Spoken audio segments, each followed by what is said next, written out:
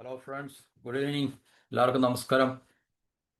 നമുക്കെല്ലാവർക്കും വളരെ വ്യക്തമായി അറിയാവുന്ന ഒരു കാര്യമാണ്, ഇന്ന് ലോകരാജ്യങ്ങളിൽ ഏറ്റവും കൂടുതൽ ആയുധങ്ങൾ എക്സ്പോർട്ട് ചെയ്യുന്ന, കയറ്റുമതി ചെയ്യുന്ന, അല്ലെങ്കിൽ ആയുധ വ്യാപാരത്തിൽ ഏറ്റവും മുന്നിൽ നിൽക്കുന്ന രാജ്യം അമേരിക്കയാണ്. നമ്പർ വൺ ആയിട്ട് എന്നുള്ളത് നമുക്കെല്ലാവർക്കും അറിയാവുന്നൊരു കാര്യമാണ്. അതായത് ലോകത്തിലെ ഏകദേശം 43% ആയുധങ്ങൾ കയറ്റുമതി ചെയ്യുന്നത് അമേരിക്കയാണ്. ചൈനയേക്കാൾ 7 മടങ്ങും റഷ്യയേക്കാൾ 5 മടങ്ങും ആയുധങ്ങൾ അവർ വ്യാപാരം ചെയ്യുന്നു എന്നുള്ള ഒരു വസ്തുത ആണ് നമുക്ക് ഈ റിപ്പോർട്ടിൽ നിന്നും അല്ലെങ്കിൽ ഈ ഒരു വാർത്തയിൽ നമുക്ക് മനസ്സിലാക്കാൻ സാധിക്കുന്നത്.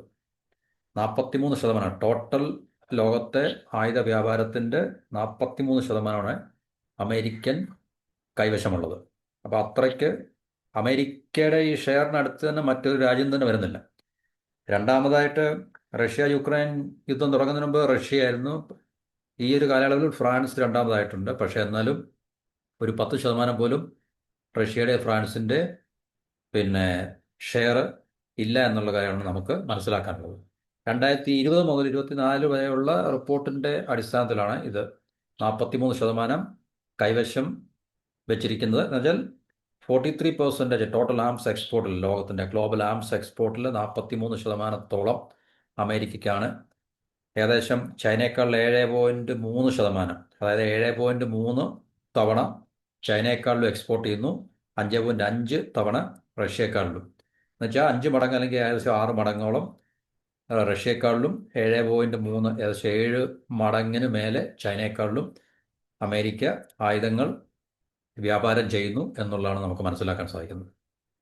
2020 മുതൽ 2024 വരെയുള്ള കാലയളവിൽ ഏകദേശം റഷ്യ യുക്രൈൻ യുദ്ധത്തിന് ശേഷം റഷ്യയുടെ എക്സ്പോർട്ട് ഏകദേശം 64%-ഓളം കുറഞ്ഞിട്ടുണ്ട്. അത് നമുക്കറിയാം, ഒരു രാജ്യം യുദ്ധത്തിൽ ഏർപ്പെട്ടിരിക്കുമ്പോൾ അവർക്ക് ആയുധങ്ങൾ വ്യാപാരം ചെയ്യാൻ സാധിക്കത്തില്ല. കാരണം അവരുടെ ആവശ്യങ്ങൾക്ക് വേണ്ടി മാത്രമേ ഉപയോഗിക്കാൻ കഴിയത്തുള്ളൂ. അതുപോലെ തന്നെ ചൈനയുടെ 5.4% കുറഞ്ഞിട്ടുണ്ട്. ചൈന യുദ്ധത്തിലൊന്നും ഏർപ്പെടുന്നില്ല എന്നിരുന്നാൽ തന്നെയും. പക്ഷേ അമേരിക്കയുടെ 21%-ഓളം കൂടിയിട്ടുണ്ട്. അതാണ് അതിലെ ഏറ്റവും വലിയ കോൺട്രാഡിക്ഷൻ എന്ന് പറയുന്നത്. ഈ ഒരു കാലയളവിൽ ഏറ്റവും കൂടുതൽ ആയുധ വ്യാപാരത്തിൽ നേട്ടം ഉണ്ടാക്കിയത് പെർസെൻറ്റേജ് കണക്ക് വെച്ചിട്ട് Italy 138%, Spain 29%, France 11%, south Korea 4.9%. South Korea നമുക്കറിയാം, നമ്മളെക്കാളിലൊക്കെ എത്രയോ ചെറിയൊരു രാജ്യമാണ് സൗത്ത് കൊറിയ. എന്നിട്ട് പോലും ലോക ആയുധ വ്യാപാരത്തിൻ്റെ ലിസ്റ്റിൽ സൗത്ത് കൊറിയ ഉണ്ട് എന്നുള്ളതാണ് നമുക്ക് മനസ്സിലാക്കാൻ സാധിക്കുന്നത്. ഇത് നമ്മൾ നേരത്തെ അത് വീഡിയോക്കത്തിലെ Stockholm International Peace Research Institute, SIPRI എന്ന് പറഞ്ഞൊരു ഇൻസ്റ്റിറ്റ്യൂട്ടിനെ കുറിച്ച് പറഞ്ഞിട്ടുണ്ട്. അവരാണ് ഈ ലോക ആയുധ വ്യാപാരത്തെക്കുറിച്ചുള്ള സമഗ്രമായിട്ടുള്ള പഠനങ്ങൾ, റിപ്പോർട്ടുകളൊക്കെ നടത്തുകയും അത് പബ്ലിഷ് ചെയ്യുകയൊക്കെ ചെയ്യുന്നത്. അപ്പോൾ അവരുടെ റിപ്പോർട്ട് അനുസരിച്ചാണ് ഈ പറഞ്ഞൊരു കാര്യം നടന്നത്. അപ്പോൾ ഇതനുസരിച്ച് ലോകത്തിലെ ഏറ്റവും 10 ആംസ് എക്സ്പോർട്ടേഴ്സ് 2020 മുതൽ 2024 വരെയുള്ള, അതായത് ആയുധങ്ങൾ കയറ്റുമതി ചെയ്യുന്ന രാജ്യങ്ങൾ: അമേരിക്ക 43%, ഫ്രാൻസ് 9.6, റഷ്യ 7.8. നേരത്തെ റഷ്യയ്ക്കായിരുന്നു രണ്ടാം സ്ഥാനം. അപ്പോൾ യുക്രൈനായിട്ടുള്ള യുദ്ധത്തിന് ശേഷം ആ ഒരു സ്ഥാനം നഷ്ടപ്പെട്ടു. ഫ്രാൻസ് ആ സ്ഥാനം നേടിയെടുത്തു. ചൈന 5.9%, ജർമ്മനിക്ക് 5.6% ഉണ്ട്, ഇറ്റലി 4.8, യുണൈറ്റഡ് കിങ്ഡം, ഇംഗ്ലണ്ട് അല്ലെങ്കിൽ ബ്രിട്ടന് 3.6%, ഇസ്രായേലും 3.1% ഉണ്ട്, സ്പെയിന് 3%, സൗത്ത് കൊറിയയ്ക്ക് 2.2% ഉണ്ട്. അപ്പോൾ ഇസ്രായേലും സൗത്ത് കൊറിയയ്ക്കും നമ്മളെക്കാളൊക്കെ എത്രയോ ചെറിയ രാജ്യമാണ്. എന്നിട്ട് തന്നെ ഇന്ത്യക്ക് ഇതുവരെ ആ ഒരു പദവിയിലേക്ക് എത്തിച്ചേരാൻ സാധിച്ചിട്ടില്ല. പക്ഷേ ഇന്ത്യ വളരെ ഇക്കാര്യത്തിൽ വളർന്നുകൊണ്ടിരിക്കുന്ന ഒരു രാജ്യമാണ് എന്നുള്ളതാണ് നമുക്ക് ഇപ്പോൾ അറിയാൻ സാധിക്കുന്നത്. അപ്പോൾ അമേരിക്കയ്ക്ക് 43% ഉണ്ടെന്ന് പറയുമ്പോൾ അതിൻ്റെ തൊട്ടടുത്ത് പോലും, അതിൻ്റെ പകുതി പോലും മറ്റു രാജ്യങ്ങളൊന്നുമില്ല. പകുതിയുടെ പകുതിയേ ഉള്ളൂ ശരിക്കും പറഞ്ഞാൽ ഫ്രാൻസ്, റഷ്യ എന്നൊക്കെ പറഞ്ഞു കഴിഞ്ഞാൽ. അപ്പോൾ അത്രയ്ക്ക് ഭീകരമായിട്ടുള്ള അവസ്ഥയിലാണ്.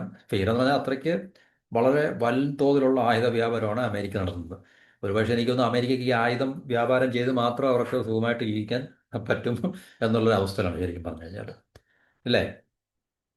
പിന്നുള്ളത് നമുക്ക് ഈ പറഞ്ഞ സിപ്രി, ആംസ്, ഫ്രാൻസോസ്, ഡേറ്റാബേസ് അതൊക്കെ അവിടെ നിൽക്കട്ടെ. പിന്നെ 10 ഇമ്പോർട്ടേഴ്സാണ്. ഇത് എക്സ്പോർട്ടേഴ്സിൻ്റെ കാര്യം, ആയുധം വ്യാപാരം കയറ്റുമതി ചെയ്യുന്ന രാജ്യങ്ങളുടെ ലിസ്റ്റാണ് നമ്മളിപ്പോൾ പറഞ്ഞത്. ഇനി ഏറ്റവും കൂടുതൽ ആയുധം ഇറക്കുമതി ചെയ്യുന്ന രാജ്യങ്ങൾ ഈ പറഞ്ഞ കാലയളവിൽ നേരത്തെ ഇന്ത്യക്ക് ഉണ്ടായിരുന്ന സ്ഥാനം യുക്രൈനായി. കാരണം റഷ്യ യുക്രൈൻ വാറിൽ ഏറ്റവും കൂടുതൽ ആയുധം അവരെ ഇറക്കുമതി ചെയ്യുന്നുണ്ട്, വാങ്ങിക്കുന്നുണ്ട്. ഇന്ത്യയുടെ ഒന്നാം സ്ഥാനത്തെ പിന്തള്ളിക്കൊണ്ട് യുക്രൈൻ ഈ ഒരു കാലയളവിൽ മുൻപിൽ വന്നിട്ടുണ്ട്. ഇമ്പോർട്ടേഴ്സാണ് കേട്ടോ, ആയുധം ഇറക്കുമതി ചെയ്യുന്ന രാജ്യങ്ങൾ. 8.8% ലോകത്തിൻ്റെ. India 8.3%, Qatar 6.8%, Saudi Arabia 6.8%. ആലോചിച്ച് ഇന്ത്യക്കാൾ എത്രയോ ചെറിയ രാജ്യമാണ് ഖത്തർ. എന്നിട്ടും ഇന്ത്യയുടെ ഏറ്റവും അടുത്ത് തന്നെ ആയുധങ്ങൾ വാങ്ങിക്കുന്ന, അതായത് ലോക ആയുധ വ്യാപാരത്തിൽ ഇമ്പോർട്ട് ചെയ്യുന്ന രാജ്യങ്ങളുടെ ലിസ്റ്റ് നമ്മൾ എടുക്കുമ്പോൾ പെർസെൻറ്റേജ് കണക്കിൽ 6.8% ഖത്തർ വാങ്ങിക്കുന്നുണ്ട്, India 8.3%, Saudi Arabia 6.8%, Pakistan 4.6%, Japan 3.9%, പിന്നെ ഓസ്ട്രേലിയ 3.5%, ഈജിപ്റ്റ് 3%, യുണൈറ്റഡ് സ്റ്റേറ്റ്സും 3.1% അവർ ആയുധം വാങ്ങിക്കുന്നുണ്ട്, കുവൈറ്റും വാങ്ങിക്കുന്നുണ്ട് 2.9%. അപ്പോൾ ഇതാണ് ആദ്യത്തെ 10 രാജ്യങ്ങൾ 2020 മുതൽ 2024 വരെയുള്ള കാലയളവിൽ ഏറ്റവും കൂടുതൽ ആയുധങ്ങൾ ഇമ്പോർട്ട് ചെയ്തിട്ടുള്ളൂ. അതിനകത്ത് യുണൈറ്റഡ് സ്റ്റേറ്റ്സ് ഉണ്ടെന്നുള്ളതാണ് അതിനകത്തിലെ വൈരുദ്ധ്യം എന്ന് പറയുന്നത്. ഓക്കെ, കാരണം അമേരിക്ക ഇന്ത്യയിൽ നിന്നൊക്കെ പല സാധനങ്ങൾ വാങ്ങിക്കുന്നുണ്ട്, ഇല്ലെന്ന് നമുക്ക് പറയാൻ പറ്റത്തില്ല. പിന്നെ യൂറോപ്യൻ രാജ്യങ്ങൾ അവരുടെ പ്രത്യേകിച്ച് റഷ്യ യുക്രൈൻ യുദ്ധത്തിൻ്റെ വെളിച്ചത്തിൽ അതിൻ്റെ അടിസ്ഥാനത്തിൽ കൂടുതൽ ആയുധങ്ങൾ വാങ്ങിക്കുകയും അവരുടെ പ്രതിരോധ സംബന്ധമായിട്ടുള്ള ചിലവുകൾ കൂട്ടുകയൊക്കെ ചെയ്തു. 2024 കാലഘട്ടത്തിൽ 64% ആയുധങ്ങൾ യൂറോപ്പ് മേടിച്ചത് അമേരിക്കയിൽ നിന്നാണ്. കാരണം നാറ്റോ സഖ്യം അമേരിക്കയിൽ നിന്നാണ് ഏറ്റവും കൂടുതൽ അവർ ആയുധങ്ങൾ വാങ്ങിക്കുന്നത്. ഇപ്പം ബ്രിട്ടൻ ആയാലും ശരി, ജർമ്മനി ആയാലും ശരി, ജപ്പാൻ, ഓസ്ട്രേലിയ, ന്യൂസിലൻഡ്, ഇതുപോലുള്ള രാജ്യങ്ങളൊക്കെ തന്നെ, Israel, Saudi Arabia, UAE, Qatar, ഇല്ലേ, ബഹ്റിൻ, ഇതുപോലുള്ള രാജ്യങ്ങളൊക്കെ തന്നെ, പിന്നെ മറ്റ് യൂറോപ്യൻ രാജ്യങ്ങളൊക്കെ തന്നെ അമേരിക്കയിൽ നിന്നും ആണ് ആയുധങ്ങൾ വാങ്ങിക്കുന്നത്. അപ്പോൾ അമേരിക്കയുടെ ഏറ്റവും കൂടുതൽ എനിക്ക് തോന്നുന്നു എക്സ്പോർട്ട് ഈ പറഞ്ഞ രാജ്യങ്ങളിലൊക്കെ തന്നെ. ഇപ്പോൾ ഡൊണാൾഡ് ട്രംപിൻ്റെ ആദ്യത്തെ കാലയളവിൽ നാറ്റോയിലുള്ള രാജ്യങ്ങൾ അവരുടെ ഡിഫൻസ് സ്പെൻഡിങ്, അതായത് പ്രതിരോധത്തിന് വേണ്ടി അവരുടെ GDP 2% വർദ്ധിപ്പിച്ചിരുന്നു. ഏതാണ്ട് 32 നാറ്റോ രാജ്യങ്ങൾ, 23 രാജ്യങ്ങളോളം 2% എങ്കിലും അവരുടെ GDPയുടെ മിലിറ്ററിക്ക് വേണ്ടി സ്പെൻഡ് ചെയ്യാൻ വേണ്ടി 2024 അവർ സ്പെൻഡ് ചെയ്തിട്ടുണ്ടായിരുന്നു. ഡൊണാൾഡ് ട്രംപിൻ്റെ ആദ്യ ഫസ്റ്റ് അഡ്മിനിസ്ട്രേഷൻ്റെ കാര്യത്തിലാണ്. പിന്നെ അതിനുശേഷം ഈ റഷ്യയും യുക്രൈൻ തമ്മിലുള്ള വാർ തുടങ്ങിയതിന് ശേഷം നാറ്റോയിലുള്ള രാജ്യങ്ങൾ ഏറെക്കുറെ അവരുടെ ഡിഫൻസ് എക്സ്പെൻഡിച്ചേഴ്സ് അല്ലെങ്കിൽ ഡിഫൻസ് സ്പെൻഡിങ് കൂട്ടിയിട്ടുണ്ട്. അപ്പോൾ ഈ ഡിഫൻസ് സ്പെൻഡിങ് അവർ കൂട്ടുമ്പോൾ ഇതിൻ്റെ എല്ലാം ഗുണഭോക്താവ് അമേരിക്കയാണ്. കാരണം അമേരിക്കയിൽ നിന്നാണ് അവർ ആയുധങ്ങൾ കൂടുതൽ വാങ്ങിക്കുന്നത്. അപ്പോൾ ഈ പണമെല്ലാം കൂടുതൽ അവരുടെ ഡിഫൻസ് ബജറ്റ് അവർ കൂട്ടുമ്പോൾ ഈ പണമെല്ലാം കൂടുതൽ പോകുന്നത്, മെജോറിറ്റി ഷെയറും പോകുന്നത് അമേരിക്കൻ ആയുധ വ്യാപാരികളിലേക്കും അല്ലെങ്കിൽ അമേരിക്കയിലേക്കാണ് ഈ പണങ്ങൾ മൊത്തം പോകുന്നത്. പക്ഷെ ട്രംപ് ഇപ്പോൾ വന്ന് രണ്ടാമത്തെ ടേംസിൽ ട്രംപ് ഗോൾ പോസ്റ്റ് മാറ്റി. അപ്പം ഇപ്പോൾ പുള്ളി പറയുന്നത് നാറ്റോ രാജ്യങ്ങൾ ഏകദേശം 5%, അവരുടെ GDPയുടെ 5% ഡിഫൻസിന് വേണ്ടി സ്പെൻഡ് ചെയ്യണമെന്നാണ്. അപ്പോൾ 5% സ്പെൻഡ് ചെയ്യുക എന്ന് പറഞ്ഞു കഴിഞ്ഞാൽ ഈ പൈസ എല്ലാം മെജോറിറ്റി ഷെയറും അമേരിക്കൻ ആയുധ വ്യാപാര കമ്പനികളിലേക്കായിരിക്കും. ലോക്ക്ഹീഡ് മാർട്ടിൻ, അതുപോലുള്ള ബോയിങ്, ഇതുപോലുള്ള കമ്പനികളൊക്കെ ആയിരിക്കും പോകുന്നത്, എന്നുവെച്ചാൽ അമേരിക്കയിലേക്ക്. ഈ മാർച്ചിൽ യൂറോപ്യൻ കമ്മീഷൻ ഒരു പ്ലാൻ അനൗൺസ് ചെയ്തു. ഏകദേശം $150 ബില്യൺ ഈ യൂറോപ്യൻ യൂണിയനിലുള്ള മെമ്പർ രാജ്യങ്ങൾക്ക് മിലിറ്ററി ആയുധങ്ങൾ വാങ്ങിക്കാൻ വേണ്ടി, മിലിറ്ററി എക്വിപ്മെൻറ്റ്സ് വാങ്ങിക്കാൻ വേണ്ടി $150 ബില്യൺ അല്ല, 150 ബില്യൺ യൂറോസ് ലോണ് കൊടുക്കാം അല്ലെങ്കിൽ കൊടുക്കുന്നുണ്ട്. അങ്ങനെയുള്ള പ്ലാന് യൂറോപ്യൻ കമ്മീഷൻ അനൗൺസ് ചെയ്തിരുന്നു. ഇതെല്ലാം അമേരിക്കൻ ആയുധ വ്യാപാര മേഖലയിലേക്കാണ് ഈ പണങ്ങളെല്ലാം പോകുന്നത് എന്നുള്ളതാണ് നമ്മൾ മനസ്സിലാക്കേണ്ടത്. അപ്പം ട്രംപിൻ്റെ ഈ ഒരു ആദ്യത്തെ അഡ്മിനിസ്ട്രേഷനിൽ നിന്നും വ്യത്യസ്തമായിട്ട് രണ്ടാമത്തെ അഡ്മിനിസ്ട്രേഷൻ വന്നപ്പോൾ 5%, GDPയുടെ 5% യൂറോപ്യൻ യൂണിയൻ, നാറ്റോ രാജ്യങ്ങൾ ഈ ഡിഫൻസ് സ്പെൻഡിങ് ഇൻക്രീസ് ചെയ്യണമെന്ന് പറയുമ്പോൾ ഈ രാജ്യങ്ങളെല്ലാം അവരുടെ ഡിഫൻസ് എക്സ്പെൻഡിച്ചർ അല്ലെങ്കിൽ ഡിഫൻസ് ബഡ്ജറ്റ് കൂട്ടുമ്പോൾ ഈ പണം എല്ലാം പോകുന്നത് അമേരിക്കയുടെ US മിലിറ്ററി ഇൻഡസ്ട്രിയൽ കോംപ്ലക്സ്, അതായത് അമേരിക്കയുടെ ആയുധ വ്യാപാര കമ്പനികളിലേക്കായിരിക്കും ഈ പണങ്ങളെല്ലാം പോകുന്നത്. അപ്പോൾ അങ്ങനെ അമേരിക്കയ്ക്ക് അവരുടെ ഈ കറണ്ട് അക്കൗണ്ട് ഡെഫിസിറ്റ്, ബജറ്റ് എന്താണ് പറയുന്നത്, നമുക്ക് ബജറ്റ് കമ്മി അവർക്ക് കുറയ്ക്കാൻ സാധിക്കും. കാരണം കൂടുതൽ പൈസ അവർക്ക് കിട്ടും. എക്സ്പോർട്ട് കൂടുകയാണല്ലോ. എക്സ്പോർട്ട് കൂടുമ്പോൾ തീർച്ചയായിട്ടും അവർക്ക് കൂടുതൽ വിദേശ നാണയങ്ങൾ, വിദേശ ഫോറിൻ കറൻസീസ് അവർക്ക് കിട്ടും. അപ്പോൾ അവരുടെ കറണ്ട് അക്കൗണ്ട് ഡെഫിസിറ്റ്, ബജറ്റ് കമ്മി അവർക്ക് കുറയ്ക്കാൻ സാധിക്കും. കാരണം രാജ്യത്തിൻ്റെ എക്സ്പോർട്ട് കൂടുകയാണ്. അതല്ല, ഈ വർദ്ധിക്കുന്ന ഡിഫൻസ് എക്സ്പെൻഡിച്ചേഴ്സ് യൂറോപ്യൻ രാജ്യങ്ങളിലും ജപ്പാനിലും ഒക്കെ തന്നെ, ഇപ്പം കൂടുതൽ മിലിറ്ററൈസേഷനിലേക്ക് പോയിട്ടുണ്ടായിരുന്നു. ജർമ്മനി നേരത്തേക്ക് വളരെ പീസ്ഫുള്ളായിട്ട് നിന്ന രാജ്യങ്ങളൊക്കെ തന്നെ അവരുടെ മിലിറ്ററി എക്സ്പെൻഡിച്ചേഴ്സ്, ഇപ്പം ജപ്പാനാണ് ചൈനയുടെ പേരും പറഞ്ഞിട്ടുണ്ട് മിലിറ്ററി എക്സ്പെൻഡിച്ചേഴ്സ് കൂട്ടിയത്. അപ്പോൾ ജപ്പാൻ മിലിറ്ററി എക്സ്പെൻഡിച്ചർ കൂട്ടുമ്പോൾ ഈ അഡീഷണൽ ആയിട്ടുള്ള വിഹിതം മൊത്തം പോകുന്നത് അമേരിക്കയുടെ ആയുധ വ്യാപാര കമ്പനികളിലേക്കായിരിക്കും. അപ്പോൾ അതുപോലെ തന്നെ ലോകത്തിലെ ഇപ്പോൾ ഈ ഡിഫൻസ് ബജറ്റ് ഏറ്റവും കൂടുതൽ രാജ്യം അമേരിക്ക തന്നെയാണ്. കാരണം അതിൻ്റെ തൊട്ടടുത്ത് പോലും മറ്റു രാജ്യങ്ങളൊന്നും തന്നെ വരുന്നില്ല. പെർസെൻറ്റേജ് കണക്കിലായാലും വാല്യൂ നമ്മളെടുത്ത് നോക്കുമ്പോഴും ഏകദേശം $1 ട്രില്യൺ അടുത്തോളം വരുന്നുണ്ട് അമേരിക്കയുടെ ഡിഫൻസ് ബജറ്റ് എന്ന് പറഞ്ഞാൽ ഒരു വർഷം എന്ന്. ടോപ്പ് മിലിറ്ററി സ്പെൻഡറും അമേരിക്ക തന്നെയാണ്. എക്സ്പോർട്ട് ചെയ്ത രാജ്യമൊന്നും മാത്രമല്ല, മിലിറ്ററിക്ക് വേണ്ടി ഏറ്റവും കൂടുതൽ സ്പെൻഡ് ചെയ്യുന്നത് അമേരിക്കയാണ്. 2023 മിലിറ്ററി എക്സ്പെൻഡിച്ചർ കണക്കനുസരിച്ച് 37%, ലോകത്തിലെ 37% അമേരിക്ക സ്പെൻഡ് ചെയ്യുന്നുണ്ട്. എന്ന് പറഞ്ഞു കഴിഞ്ഞാൽ അമേരിക്ക മിലിറ്ററിക്ക് വേണ്ടി ഏറ്റവും കൂടുതൽ പണം ചെലവഴിക്കുന്നു. അതിന് തൊട്ടടുത്തുള്ള മറ്റ് 9 രാജ്യങ്ങളെ എല്ലാവരുടെയും കൂടെ കണക്കുകൾ കൂട്ടിക്കഴിഞ്ഞാലും, പെർസെൻറ്റേജ് കൂട്ടിക്കഴിഞ്ഞാലും അത് അമേരിക്കയുടെ അടുത്ത് പോലും പറ്റില്ല. ഇപ്പോൾ നമ്മളിവിടെ നോക്കിക്കഴിഞ്ഞാൽ ആദ്യത്തെ 15 രാജ്യങ്ങൾ നോക്കിക്കഴിഞ്ഞാൽ അമേരിക്കയുടെ ഷെയർ 37%. എന്ന് വെച്ചാൽ ഡിഫൻസിന് വേണ്ടി അവർ സ്പെൻഡ് ചെയ്യുന്നതാണ്. ലോകത്തിലെ മൊത്തം ഡിഫൻസ് സ്പെൻഡിങ്ങിൽ 37%-ഓളം അമേരിക്ക സ്പെൻഡ് ചെയ്യുന്നുണ്ട്. 12% ചൈന, റഷ്യ 4.5, ഇന്ത്യ 3.4. അപ്പോൾ നാലാമത്തെ ഏറ്റവും വലിയ ഡിഫൻസ് സ്പെൻഡർ ഇന്ത്യയാണ്.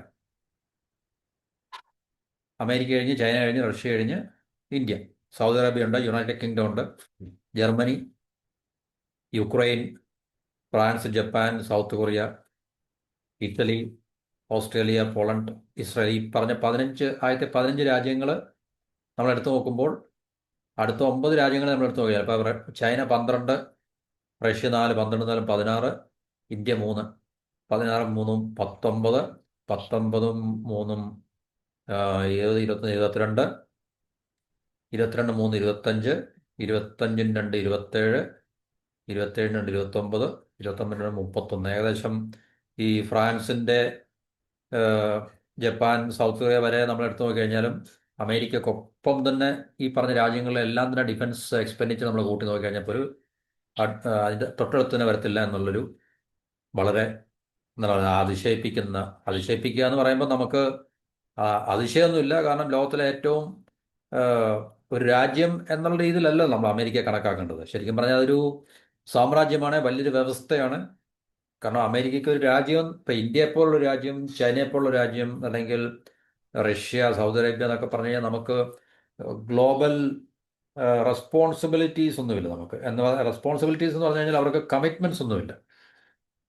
പക്ഷേ അമേരിക്ക എത്ര രാജ്യങ്ങൾക്ക് വേണ്ടി അവർ പിന്നെ ഈ പറഞ്ഞ എത്ര രാജ്യങ്ങളുടെ മേൽ അവർക്ക് കൺട്രോളും സ്വാധീനമൊക്കെ ഉണ്ട്, എത്ര രാജ്യങ്ങൾക്ക് അവർക്ക് മിലിറ്ററി സഹായങ്ങൾ നൽകണം, ഇല്ലേ?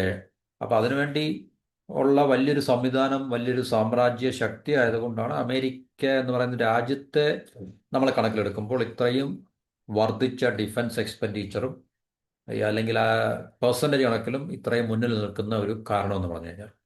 ഇപ്പം ചൈനയ്ക്കുള്ള ഗ്ലോബൽ ഡോമിനൻസ് കുറവാണ്, റഷ്യയ്ക്കും കുറവാണ്, ഇന്ത്യക്കൊക്കെ ഒട്ടുമേ ഇല്ല.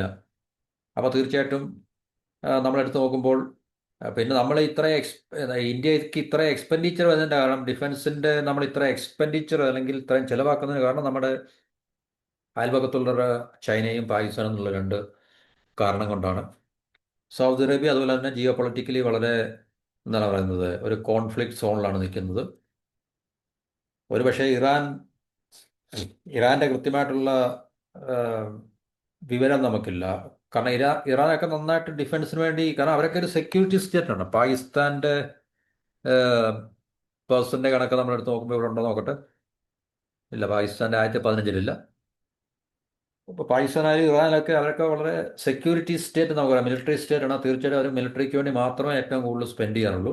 പക്ഷേ എന്നാലും 15 രാജ്യങ്ങളുടെ പട്ടികയിൽ ഇറാൻ്റെയും പാകിസ്ഥാൻ്റെയും ഒന്നും പേരില്ല. 4ാമത്തെ ഏറ്റവും ഡിഫൻസിന് വേണ്ടി, ലോകത്തിലെ ഏറ്റവും ഡിഫൻസിന് വേണ്ടി സ്പെൻഡ് ചെയ്യുന്ന രാജ്യം ഇന്ത്യയാണ്. അപ്പോൾ ഇന്ത്യക്ക് അങ്ങനെ സ്പെൻഡ് ചെയ്യേണ്ട ഒരു ആവശ്യം തീർച്ചയായിട്ടും ചൈനയും പാകിസ്ഥാനും നമ്മുടെ തൊട്ട അയൽവക്കത്ത് പ്രശ്നങ്ങൾ ഉണ്ടാക്കുവാൻ വേണ്ടി ശ്രമിച്ചുകൊണ്ടിരിക്കുന്ന അല്ലെങ്കിൽ അതിന് താല്പര്യം കാണിക്കുന്ന രണ്ട് രാജ്യങ്ങളായിട്ടാണ്.